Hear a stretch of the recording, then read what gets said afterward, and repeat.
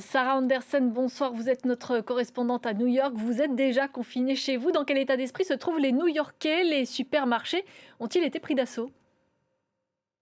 Effectivement, les New-Yorkais sont habitués aux tempêtes de neige et savent s'y préparer, mais ils prennent la situation très au sérieux. Beaucoup sont allés faire des provisions. On pouvait voir de longues files devant certains supermarchés ce dimanche.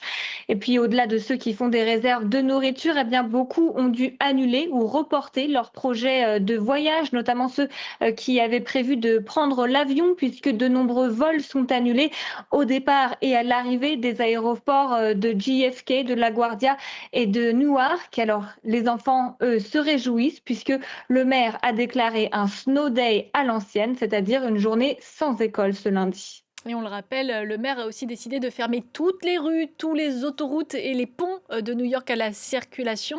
C'est extrêmement rare, on l'imagine.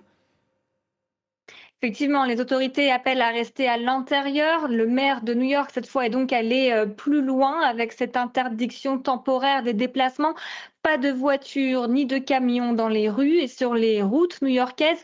Les vélos partagés, les city bikes sont eux aussi à l'arrêt. Tout cela est, vous l'avez dit, très rare. Mais c'est quand même la deuxième fois en quelques semaines que la ville de New York déploie d'importants moyens pour faire face à des tempêtes de neige, que ce soit des saleuses, des chasse-neige ou des maraudes pour les sans-abri. La garde nationale est elle aussi mobilisée pour participer aux opérations. Et cette tempête est donc un test pour le nouveau maire de New York, Zoran Mamdani.